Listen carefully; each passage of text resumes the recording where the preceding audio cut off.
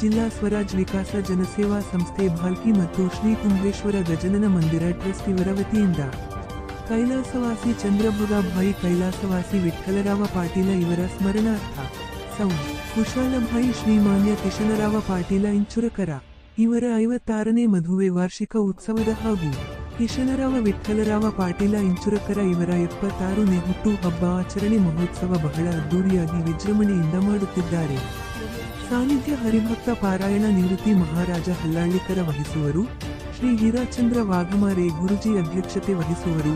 ಪ್ರಕಾಶ್ ಖಂಡ್ರೆ ಮಾಜಿ ಶಾಸಕರು ಕಾರ್ಯಕ್ರಮವನ್ನು ಉದ್ಘಾಟನೆ ಮಾಡಲಿದ್ದಾರೆ.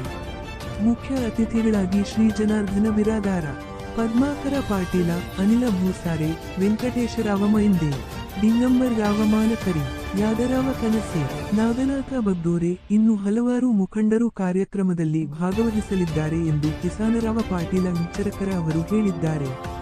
ವರದಿ ಸತೀಶ್ ಕುಮಾರ್ ಕಲಾ ಬೀದರ್.